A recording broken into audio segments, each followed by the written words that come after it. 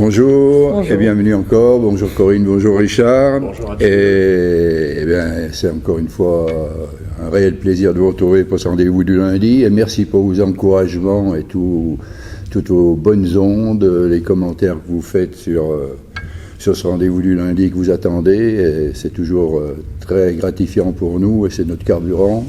Et un secret, nous on est très contents de se retrouver aussi le lundi matin. Et merci aussi à toutes les personnes qui ont suivi le match, puisqu'on était 1400 l'autre jour au direct contre Toulouse. Voilà, ça c'est dit. Alors on passe au choc de cette 19e journée BCMF Toulouse, qui a une rencontre qui a tenu toutes ses promesses, entre deux formations qui avaient des statistiques complètement identiques dans tous les secteurs.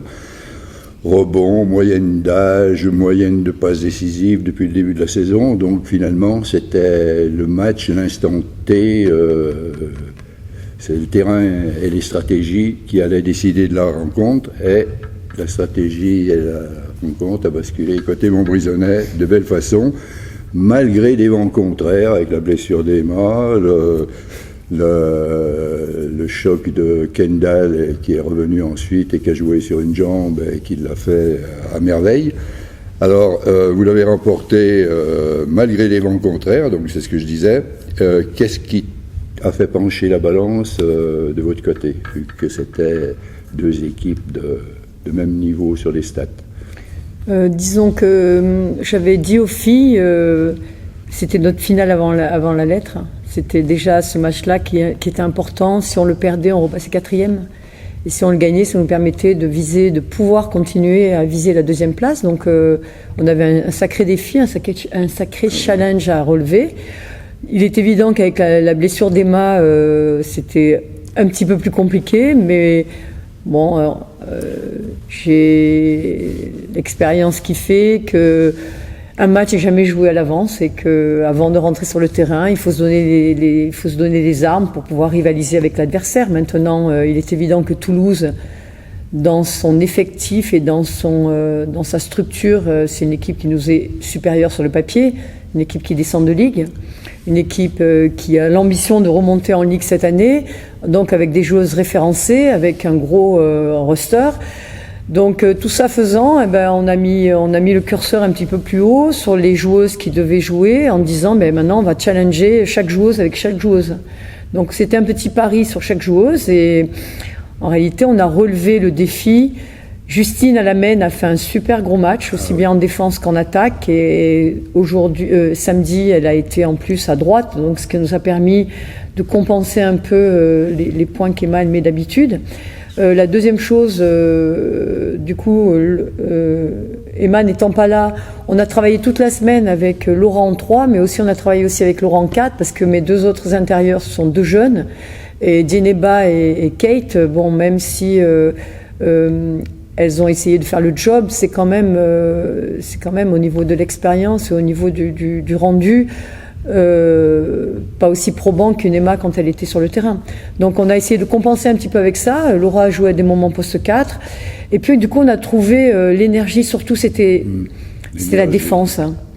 Cette équipe marquait 72 points et moi j'avais dit aux joueuses, si on veut les gagner par rapport à nous ce qu'on marque d'habitude, il faut qu'on les laisse à moins de 66 points.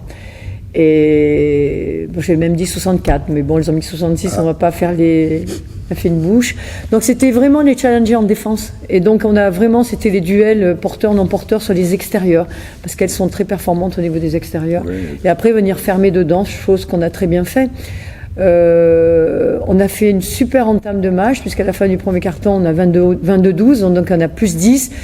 Après, on a toujours été devant 30 minutes quand même. C'est pas comme si, là, on mérite notre victoire. Oui, c'est une domination. Ah oui, on a dominé, même si sur les deux autres cartons, on est un petit peu en deçà au niveau du scoring, parce qu'elles ne sont devant, et qu'au 4e carton, on gagne 15-10, qui fait plus 5, avec encore notre petit péché mignon, où on a un 3/6 au lancer franc dans la dernière minute, qui aurait pu nous faire basculer le match. Et ça, c'est dommage, parce qu'on aurait fait... On tire 6 lancers à ce moment du match. Dans la dernière minute, il faut faire 6/6 et du coup, on a eu moins peur. Alors, il y a tout ce premier quart-temps qui a été formidable, bien entendu, avec l'énergie, vous avez pris le tempo, le rythme, c'était un tsunami pour les Toulousaines, en fait. Vous avez, voilà, on est vraiment très bien rentré. Vous avez rayonné. Et le deuxième quart-temps et le troisième, au niveau rebond, vous avez eu une grosse défaillance. Bah déjà, oui, déjà, il faut savoir quand même que Kendall, elle a joué quand même pratiquement tout le match sur une jambe, parce qu'elle s'est pris une béquille et qu'elle a continué, ce qui est quand même assez incroyable, exceptionnel. Du coup, quand Kendall elle joue que sur une jambe, on a un petit peu un déficit au niveau du rebond. Même si moi je trouve que Dieneba, elle a pris 7 rebonds sur le match, elle a joué beaucoup, elle a joué 33 minutes. Le problème, c'est qu'elle nous met 0 sur 7 0 sur 7 au tir. Donc les rebonds qu'elle prend nous fait à un moment donné du bien, même si on est quand même à un moment donné en déficit au niveau du rebond, parce qu'à un moment donné, Laura est 4. Et il faut savoir qu'en face, tu as Massango qui fait 95, et puis tu as Inabozi où sa force, c'est quand même les rebonds. Donc il fallait compenser un petit peu. Mais les autres joueuses, que ce soit Inès et puis... elles ont apporté... Ouais, elles nous ont apporté beaucoup, même au niveau des rebonds, notamment Inès au niveau du rebond. Alors, on l'aborde pas toujours. Bon, on connaît tes compétences, et ton expérience, ton niveau. Michel Grange dans le Progrès et Christophe Clair sur les réseaux sociaux et qui te suit depuis des décennies, on va dire, même si elles sont, t'es pas si âgées que ça, hein, font des éloges du coaching, un coaching magique. Michel Granger annonce ça dans le Progrès hier. Et je me joins à eux, bien entendu. Alors, ton avis, ça t'inspire quoi, cette remarque? En quoi ton coaching a été magique? Non, je sais pas que c'est... alors déjà, j'aime beaucoup pas du tout les louanges, donc ça c'est la première chose. Eh ben, ça en est. Moi, en réalité, moi je fais mon travail. Et mon travail, c'est d'essayer de toujours gagner le match. Et c'est vrai que sur ce match-là, moi je pense s'il y a une chose à dire, je dirais, j'ai joué avec les filles. Ah oui. Donc voilà, donc en réalité, j'essaye d'amener une énergie pour les transcender un petit peu, parce que il est évident que sur le papier, on est un petit peu en dessous. Donc le fait d'être vraiment avec elles dedans, que ce soit aux côtés du terrain, que ce soit même au niveau des temps morts, que ce soit au niveau d'aller chercher Kendall, d'aller là, même Laura qui à un moment donné elle a un petit peu mal aux pieds. Bon, c'est ce que j'aime et c'est ce que je sais faire. Tu as eu les bonnes prises de décision au bon moment, toujours, et on sentait que... Ouais, alors des fois, ça se passe pas... Ouais, mais ça se passe pas toujours des fois bien. Là, ça s'est bien passé. Bon, donc, ouais, peut-être merci sur tout ça. Maintenant, moi, je fais mon travail. Voilà, j'essaye d'être le maximum à l'intérieur du groupe et avec les joueuses. J'ai gardé mon côté meneuse et j'ai gardé mon côté...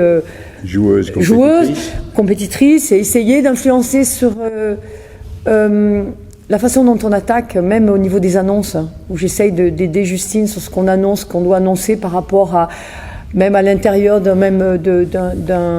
match, j'amène des systèmes nouveaux où les joueuses essayent. Sur ce moment-là, je dis il faut qu'on arrive à faire ça, et ça marche à ce moment-là, donc tu te dis tant mieux. Inversement, quelquefois ça marche pas, quand même. Alors, une question, comment expliques-tu que vous êtes vainqueur de ce match, avec 67% d'évaluation collective contre 80% à Toulouse? Là, j'ai toujours du mal avec ces statistiques. Moi aussi, j'ai pas compris. Quand j'ai vu ça, j'ai été assez surprise. Ça me surprend et j'arrive pas. Il faudrait demander aux statisticiens. Je sais pas. Alors c'est vrai qu'on est un petit peu en deçà au niveau des rebonds, et puis un petit peu en deçà au niveau de l'adresse. Elles sont à 44, on est à 42. Maintenant, j'ai pas d'explication, et ça reste des statistiques. Voilà. Donc non, j'étais surprise aussi. Maintenant, surtout avec un si gros écart, en ayant dominé tout le match, en ayant été 30 minutes devant, elles ont été devant nous de quelques points que 4-5 minutes, je crois. Après, on était égalité. Donc, il faudrait questionner les statisticiens. Maintenant, ça reste des stats, et puis ça fait partie des choses ça fait partie du match. Maintenant, moi, je retiens la victoire, je retiens qu'on est encore seconde, je retiens qu'il reste 3 matchs, et que les 3 matchs, il y en a 2 à la maison. On reçoit l'INSEP samedi. Il faut surtout pas qu'on fasse de boulettes. Il faut qu'on reste dans la même dynamique, et puis après, on ira à Reims. Après, avec le final à la maison contre la Tronche, voilà, on a quand même un calendrier où on est maître de notre destin. La deuxième chose, Chartres reçoit la SIG, là. La SIG qui descend, donc c'est ce match qui va gagner, mais nous aussi, on devrait gagner l'INSEP. Après, elles se déplacent 2 fois sur leur dernier match, où elles vont à Nice et elles vont à Aulnois, le dernier match. Donc, on doit essayer. Favorable pour vous, le calendrier. Le calendrier, logiquement, est favorable. Maintenant, un match n'est jamais joué d'avance. Chartres a récupéré une joueuse parce qu'elles ont une joueuse blessée. Comme elle avait une salle étrangère, ils ont été capables de récupérer une américaine qui les renforce en plus avant de commencer les playoffs. Donc, c'est une équipe qui vient avec beaucoup de force maintenant. Une équipe encore avec avec l'ambition aussi de monter. Maintenant, à nous de rester dans les mêmes standards que l'on est et puis de garder cette énergie, quoi. Alors pour préparer l'INSEP, en gros, est-ce qu'il va y avoir de la récupération avec les blessés et l'énergie qu'elles ont mis, mais est-ce que la semaine, ça va pas être aussi une préparation psychologique pour pas qu'il y ait ce relâchement et que, inconsciemment, mais vu qu'en recevant les dernières, même si ce groupe a un état d'esprit irréprochable. Disons, moi, je vais le dire haut et fort, hein, parce que moi, j'attends mes jeunes joueuses contre le match de l'INSEP. Parce qu'autant, quand on joue les autres équipes, et notamment les très grosses équipes avec des grosses ambitions et des gros roosters, on dit, ben oui, il y a un petit peu un décalage, même si on dit Didier, il a joué 33 minutes là, et qu'à part son 0 sur 7 au tir, c'était quand même du basket, pour moi. Moi, j'attends mes jeunes joueuses, donc là, cette semaine, on va mettre l'accent sur elles. Déjà, aujourd'hui, on les prend 2 fois, les 5 jeunes. Et puis à elles de challenger maintenant les choses de l'INSEP, parce que autant là on peut pas dire ça va être un problème d'expérience ou quoi que ce soit, elles vont se retrouver face à des choses de leur âge ou si ce n'est même encore plus jeunes. Donc à nous de pouvoir faire jouer et à nous et moi j'attends qu'il y ait un retour. Pour moi c'est et pour l'équipe, parce qu'en réalité on sera encore meilleur quand les jeunes amèneront quelque chose de plus. En termes d'engagement, mais en termes aussi de scoring et en termes de qualité au niveau des passes, des rebonds et tout ce qui va avec le basket. Et une constante dans les attitudes sur lesquelles tu puisses compter. Tout à fait, parce que là, quand Elsa rentre sur le terrain, moi ce que j'attends d'elle, c'est pas qu'elle nous mette 20 points, mais je l'attends qu'elle soit capable de mettre de la pression sur le porteur et tout ça. Or, ça a été à l'envers samedi.